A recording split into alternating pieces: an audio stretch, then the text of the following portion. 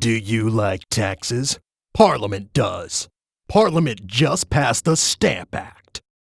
Parliament says the taxes will pay for defending your land. But will they really? You see them marching in our streets, redcoats. Parliament calls the redcoats the King's champions. The Sons of Liberty calls them your jailers. And now we have the Stamp Act of 1765. Parliament says you'll have to pay taxes on public documents. Need a lawyer? Too bad. Parliament says you need to pay up. Want to get married? Not unless Parliament gets its money. Parliament says you can't vote for representation because of where you live. Parliament says its laws supersede our laws. The Sons of Liberty say, vote with your feet. Get out there and march. Violence erupts in the streets of Boston. The Redcoats are out for your blood tonight. On Committee of Correspondence. Hello, I'm Dr. Joseph Warren, and here is your correspondence. Protesters against His Majesty's government spent all day marching for their rights when met by 9 regulars of the 26th Regiment of Foot. While expecting liberty and justice, our steadfast Englishmen received musket fire instead. The Redcoats fired volley after merciless volley into the crowd, taking the lives of 5 colonists and wounding many more. In this woodblock print by Paul Revere, you can see the glee in the soldiers' eyes as they hew down the innocent protesters. Governor Hutchinson of Massachusetts ordered the arrest of the soldiers for their crimes, and they will be prosecuted to the fullest extent of the law. Our own John Adams expects to grant them a full legal defense, saying that all men deserve a fair trial. In the name of peace, the Redcoats have withdrawn to their ships offshore while the trial commences. Now all eyes turn to Boston. The colonists cried for their rights as Englishmen, and the Redcoats answered with bullets and blood. More when we return. Thursday, December 17th, 1773. It all goes down at Griffin's Wharf. Get your Mohawk costumes ready. The Sons of Liberty are throwing a tea party. Ow! 3 vessels loaded with 342 chests of hated East India Company tea. All must go overboard.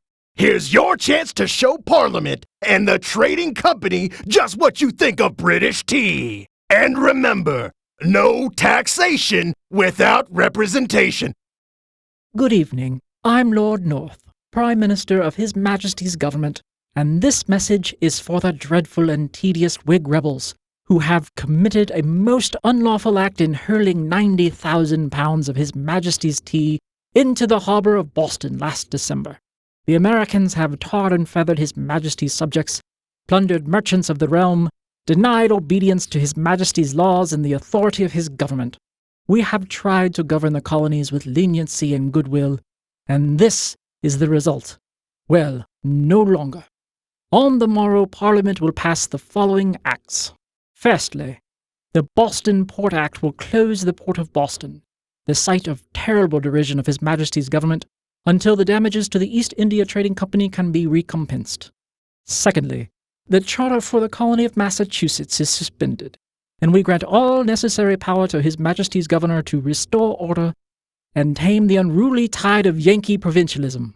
Thirdly, the Administration of Justice Act will ensure that all officials in His Majesty's government will receive just trials in Great Britain rather than endure the mockery of justice in provincial courts. Next, the Quartering Act decrees that a royal governor now has the right to house soldiers of His Majesty's armed forces in unoccupied buildings if suitable quarters are not available. In good faith, we set out to restore proper British authority in Massachusetts and reform order in the Crown's North American possessions.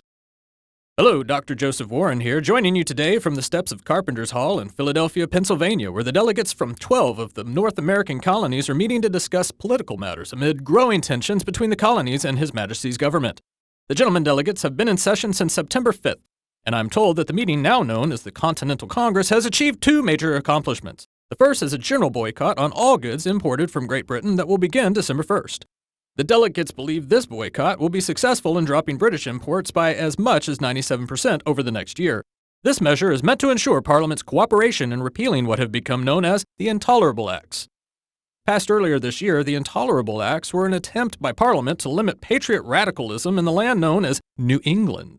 Now all eyes turn to the 56 delegates with the hope of solid leadership in the coming months. Will the colonies pursue independence, or will they reconcile with the king's government and be welcomed back into the fold of empire? Of this, no one is absolutely sure, but it seems the majority of delegates, led by Patrick Henry, are in favor of separation. More to come in the near future, but for now, I'm Joseph Warren, doctor, a son of liberty, and a patriot.